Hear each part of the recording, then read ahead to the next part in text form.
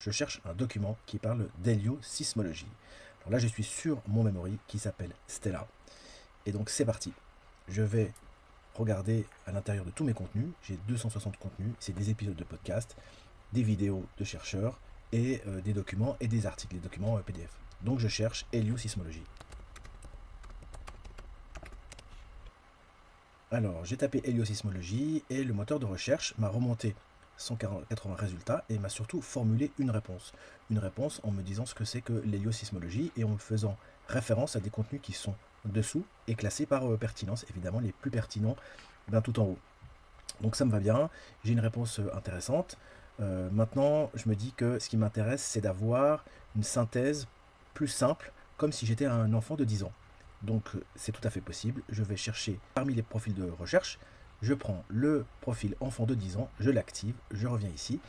Voilà, j'ai activé la recherche et donc il me formule une réponse. Imagine le soleil comme une énorme cloche. Quand on frappe sur une cloche, elle sonne, n'est-ce pas? Donc la granularité de la réponse est en fonction d'un profil de 10 ans.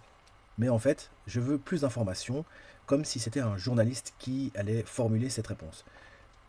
Alors je vais chercher le profil journaliste. Donc le journaliste, il y a un certain nombre d'instructions pour le ton, l'objectif, le format qui vont formater la réponse. Voilà, très bien. Donc il a formulé une réponse qui est beaucoup plus structurée, comme un journaliste pourrait le faire, avec des dates clés, parce que je lui ai demandé de remonter des éléments de date. Voilà. Donc ça m'intéresse, et très bien, mais j'en ai toujours partout, je ne sais pas où aller chercher ces contenus. Donc je vais isoler les podcasts. Donc j'ai des filtres, ici, podcast, et donc ça va relancer la recherche, et faire une réponse synthétique en tant que journaliste sur la base des podcasts qui sont dans mon memory. Voilà, très bien. Ok, j'ai ce qu'il me faut et c'est celui-là que je recherche, c'est cet épisode-là. Je clique dessus.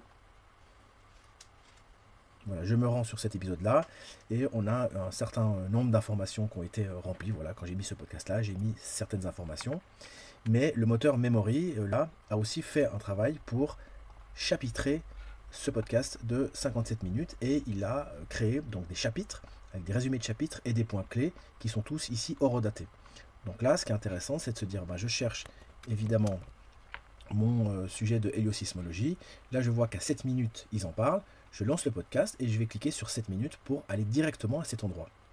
Bienvenue au gourmand qui a... Yes. Voilà, donc à 7 minutes, on parle d'héliosismologie, mais je peux me rendre peut-être à 9 minutes 09.